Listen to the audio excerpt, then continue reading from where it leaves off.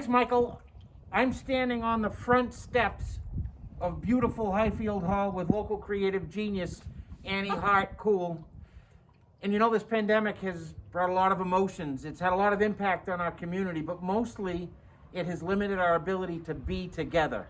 But Annie, along with local photographer and another creative genius, Lee Guychecker, created the Front Steps Project, where just like this, people from all over the community stood on the front steps of our town, and their photos were taken, and they're now on display here at Highfield Hall. So come on inside with me, and we'll take a look at the Front Steps Project. I'm excited, come on.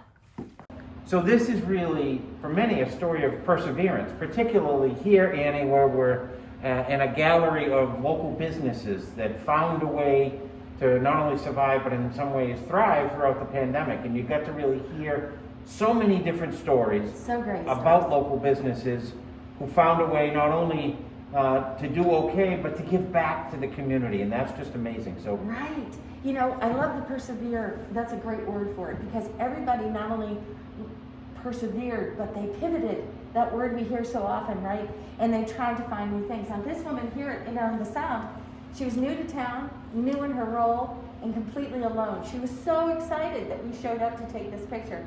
So that was kind of fun. Of course, Gelfie and Kayleen's, they adjusted their business. Homespun Garden went online with her business to try and stay alive.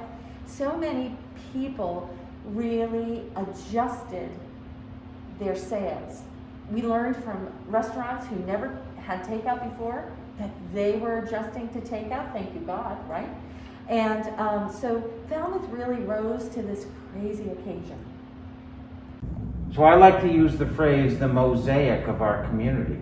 Oh, and what you guys have done here is really present a mosaic of the community, and each photo represents a tile, a shining tile in that mosaic. I mean, what does it mean to you, Annie, to have participated in such a wonderful display of who we are?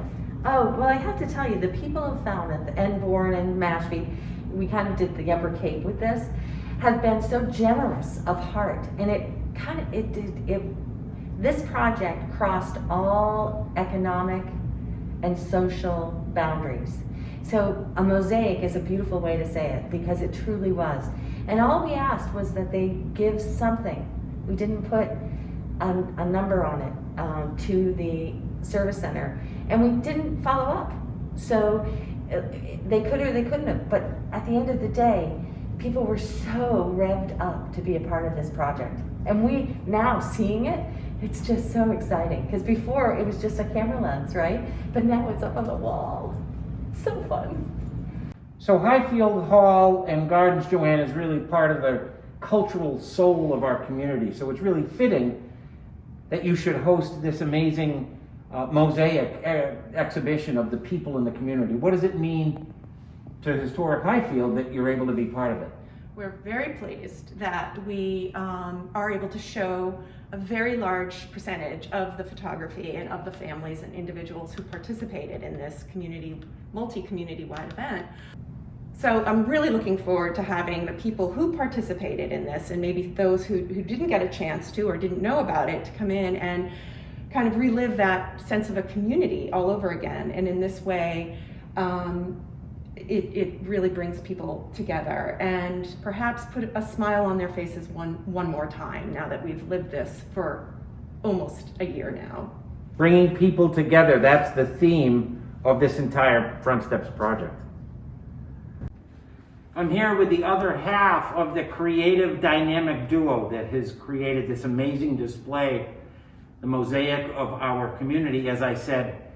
And so Lee, you've spent a lifetime chronicling the lives of others through your work as a professional photographer. But this project means just a little bit more, because you were really, at a time of crisis in the community, able to bring the community together through your gift, which is telling a story through the lens. What has that meant to you? I couldn't have put that better, Troy. And the interesting thing, it's meant the world to me. At the beginning, this project was a lifeline. You know, the state shut everything down. You're a professional photographer. You're the least essential of non-essential businesses. All of my weddings for 2020 were canceled and deposits needed to be returned within days. And the pity party was going to start pretty quickly. So Annie reaches out on Facebook, likes this concept. We heard of somebody doing it up on the North Shore of Massachusetts, and said, we should do this. To which I responded, well, you just called me up in front of 6,000 people. I'm going to have to. And within days, the creativity and the excitement, the enthusiasm of just being able to do something. So our idea of not doing it for our own benefit, but for raising awareness and money for an organization that was more in need than ever before, the Service Center. And it grew to so much more than that. The chronicling of the families, the backstories of every photograph here in the exhibit. And I can tell you stories, and I have, of every single one. But the community coming together, there was an excitement of, we get to have our picture taken. And one of the early ideas was, years from now, especially the kids in these photos are going to look back and say, wow, we didn't really know what it was at the time. And years from now, people are going to look and see this community coming together. So that chronicling and that photojournalistic was kind of the fun part for me, that I had no idea how big it was going to get.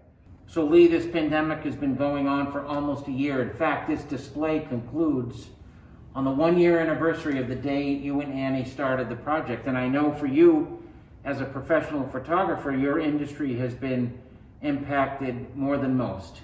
And you personally and professionally, obviously, at a time of great pain and strife for all of us, put your own interest on the back burner to help celebrate what's wonderful about this community. So first, as a friend, thank you for that. And thank you for all you've done for Falmouth.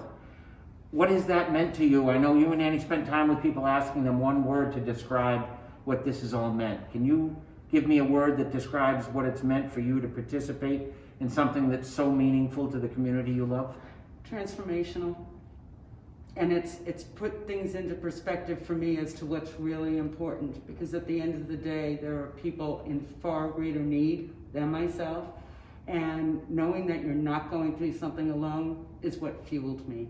So I'm a different person now as a result of all of this, as a result of COVID, as a result of the pandemic, as we all are, but as a result of this community and the giving and the loving and the thanks. And you're one of so many people that are turning around to us now almost a year later saying, thank you so much. So we finish where we started, here on the front steps of Highfield, to celebrate this amazing project, this mosaic of our community. You know, never before in our local history has it been more important for us to feel connected, to feel together. And Annie Hartkuhl and Lee Geishecker have done just that. They found a way during the most difficult of times to bring us together as a community. For that, we say thank you. I'm Falmouth Enterprise columnist Troy Clarkson, and that's my take. Michael, back to you.